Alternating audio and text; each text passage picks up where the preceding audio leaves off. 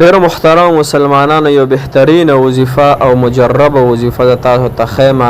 دا وظیفه انتهایی آسانه ده لیکن ډیره زیاته انتهایی زر تاثیر راوړونکې او اثر کوونکې وظیفه ده. تاسو به ډیر وظایف کړي وي لیکن دا وظیفه به شاید چې تاسو نه وي کړي او که چېرته کړي هم وي لیکن بیا په دې طریقه به هم نه وي کړي. نو دې طریقې سره او دې آدابو سره دا وظیفه تاسو انشاءالله العزیز وکړئ. الله تعالی بس تاسو هر رنګې مسلې او هر رنګې جایز خواهشات هغه به الله تعالی ستاسو پوره کوي. وظیفه دا د مسلمانانو ورونو رب اغفر وارحم وانت خیر الراحمین اسانه وظیفه ده او د جمعې او د زیارت د ورځې خاص ده.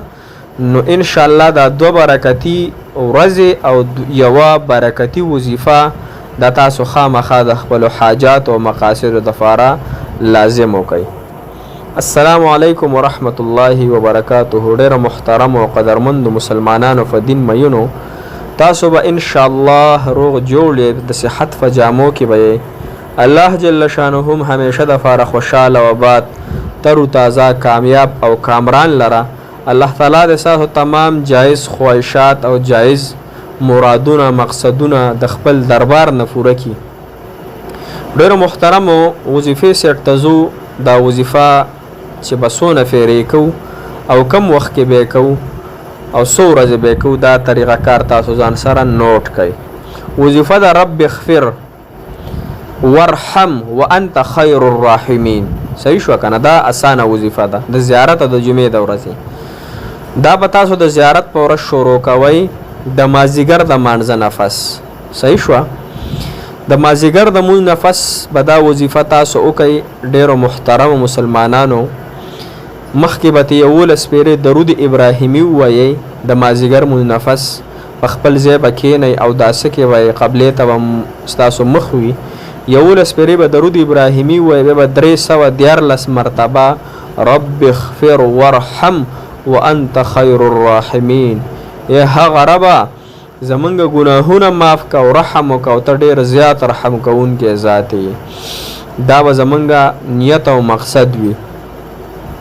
دا به تاسو 314 پیرې ووایئ. دې نه وروسته بیا 11 پیرې درود ابراهیمي ووایئ. بیا چې کله تاسو دعا غواړئ نو تاسو به الله تعالی ته لاسونه پورته کوئ او لاسونه پورته کېدو نه مخکې 3 پیرې یا 11 پیرې بیا درود ابراهیمي ووایئ. چې دعا د درود په منځ کې راګیره شي او دا د قبولیت درجې ته ورسي.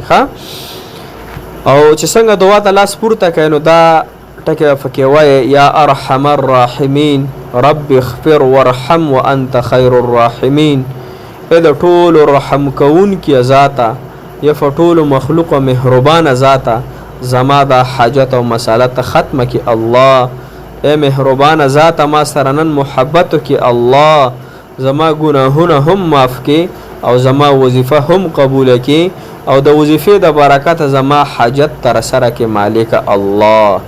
دا د مازدیګر د وخت وظیفه شو. بیا چې د ماښام مونځ تاسو وکئ، ماښام مونځ نفس په تاسو 6 رکعاته اوابین مونځ وکئ. اوابین نیت په داسې کوئ چې 2 رکعاته اوابین مونځ کوم په دې حاضر وحا سوره تعالی را محمد کعبی شریفی فلور کوم الله اکبر. 2 رکعاته به کوئ. صحیح شو؟ 2 رکعاته دې وکړه، بیا دې 2 وکړه، بیا دې 2 وکړه، 6 رکعاته اوابین وکړه. بیا په دغه ځای باندې کښېنئ. 11 کارته به درود ابراهیمي ووایئ. د هغې نه پس به بیا 314 پیرې رب اغفر وارحم وانت خیر الراحمین وظیفه په دهان او سوچ سره وکئ. او چې وظیفه ختمه شي د هغې نه پس بیا 11 پیرې درود ابراهیمي ووایئ. هر کله چې بیا دعا دپاره لاس پورته کوئ نو مخکې وروسته خامخا هر وخت کې چې تاسو کلم هم دعا غواړئ نو درود شریف خامخا د دعا نه مخکې 1 پیره یا 3 پیرې هر څو مرتبه چې وایئ خو د دعا نه مخکې وروسته خامخا درود ابراهیمي یا هر درود تاسو ویلی شئ د دې لپاره چې دا دعا قبول شي او دا وظیفه قبول شي.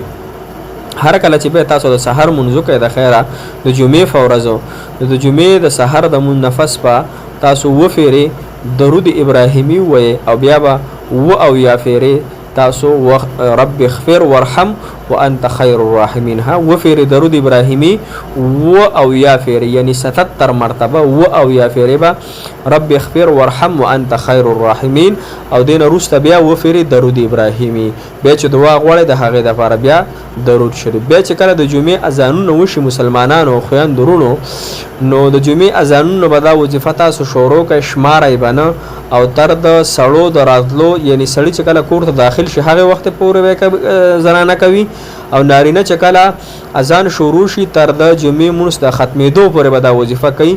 خو داسې به لږه تیزه وایي ها یعنی اذانونو ټیم کې به نه کوي. اذانونه چې وشي رب اغفر وارحم وانت خیر الراحمین دا به تر د امام چې کله خطبه ته خو دغه وخت کې به صرف بیا فزړه زړه کې وایي او کله چې سلام وګرځي نو د هغې نفس په مسلسل وفیری وایي سلام ګرځېدو نفس د امام د جمعې په ورځ او بیا به د الله تعالی نه ډېر دهان او توجه سره تاسو دعا وغواړئ. د هغې نفس کله به د مازیګر مونځ راشي مسلمانانو د جمعې په ورځ مازیګر مونځو نو جمعې په ورځ به تاسو قبلې سیټ ته مخې تاسو به کښېنئ دهان سره او تاسو به 11 کرته درود ابراهیمي ووایئ. بیا به دا وظیفه شروع کړئ. دا وظیفه به تر د اذانونو پورې کوئ یا اذانونو نه به لږ مخکې د ماښام اذانونو نه مخکې به لږه ختمه کوئ. دونه وخت به پکې فرایده چې څونه وخت کې تاسو دعا غوښتلی شئ. یعنی یو سیټ ته د وظیفه ختمه شوه بیا 10 منټه اذانونو ته پاتې نو دا 10 منټه بیا ته صرف دعا غواړئ تر د اذانونو ختمېدو پورې به ته دعا غواړئ انشاءالله العزیز. صحیح شوه شماری به نه دغه وخت کې ښه. بیا چې د جمعې په ورځ د ماښام مونځ شي د هغې نه پس بیا شپږ رکعته وابین مونځ وکړئ او بیا به 314 پېرې وظیفه مخکې وروسته د 11 پېرې درود شریف. بیا چې د ماسوتن مونځ راشي ماسوتن مونځ نه مخکې یا وروسته وظیفه چې کوئ که وروسته کوئ 2 رکعته صلات حاجت مونځ 2 رکعته صلات توبه مونځ به ترې وکړئ مخکې. بیا به دا وظیفه 314 پېرې مخکې وروسته 11 پېرې درود شریف.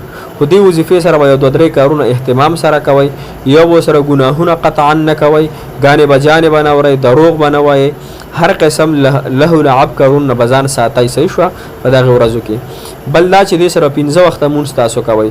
په مونځ سره تاسو نه کوئ تاسو ډېر وظایف وکړو ډېر هم ځان ستړی کو یو وظیفه هم ستاسو الله تعالی نه قبلوي ځکه مونځ یو داسې عبادت دی چې دې سره الله تعالی د انسان هر مخ او هر بند کولاوي او الله تعالی براه راست د غوښتلو یو ذریعه د مونځ. صحابو ته چې کله د مونځ فضیلت معلوم شو نو هغوی ډېر خوشحاله شو بل ته زیری ورکو په دې وجه باندې چې مونږ الله تعالی نه براه راست غواړو. اوس مثال په طور یو انسان دی هغه بادشاه ته خط ولیکي او هغه به هغه ته رسي یوې په ټلیفون باندې براه راست د بادشاه سره خبرې کوي خپل هغه حاجت ته تر سره کوي. نو رب سره مونږ براه راست د مونځ او کول د الله تعالی سره براه راست خبرې دي. صحیح شو کنه غون مونږ سره دا دعا ده نو الله تعالی نه د غوښتلو دغه طریقه د مسلمانانو ان شاء الله چې دا وظیفه تاسو 2 ورځې وکړه الله تعالی بس تاسو هر رنګي حاجت او مقصد پورا کوي په شرط د دې چې دې آداب سره او دې طریقې سره تاسو وکړه پورا دهان سوچ او تصور سره وکړه ان شاء الله العزیز. نه امیدي به نه کوئ د الله تعالی نه به د امید ساتئ چې الله تعالی به دې وظیفې سره زما حاجت پوره کوي. الله تعالی مو همیشه دپاره خوشحاله او باد تر و تازه کامیاب لره. الله تعالی ستاسو تمام حاجتونه او مقاصد د خپل دربار نه پوره کړي. جزاک الله خیره فی الدارین.